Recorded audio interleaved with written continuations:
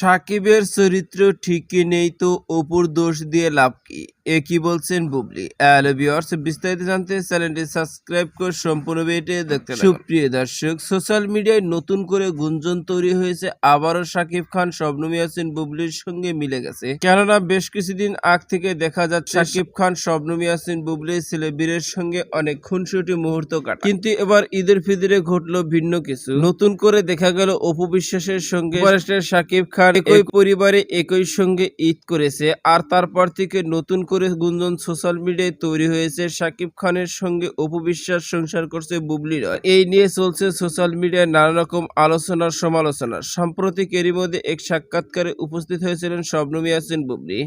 সেখানে সাকিব খানের প্রসঙ্গে টানতে একটা সময় বুবলি বলেন, সাকিবের চরিত্র ঠিক নেই, অপু বিশ্বাসকে দোষ দিব কিভাবে? কেননা সাকিব খান তো আমার স্বামী, আর যে স্বামী তার স্ত্রীকে ঘরে রেখে অন্য কোনো মেয়ের সঙ্গে অবৈধ সম্পর্ক তৈরি করে, সে আবার কেমন পুরুষ? সে আসলে ভালো নয়। সাকিব খানের দিকে একটা কথা বলবো, সাকিব খানের ঘরে যেহেতু স্ত্রী পুত্র সন্তানও রয়েছে, তাদেরকে রেখে অন্য মেয়ের সঙ্গে পরকীয়া করে, তাহলে দোষটা কার? অবশ্যই সাকিব খানের।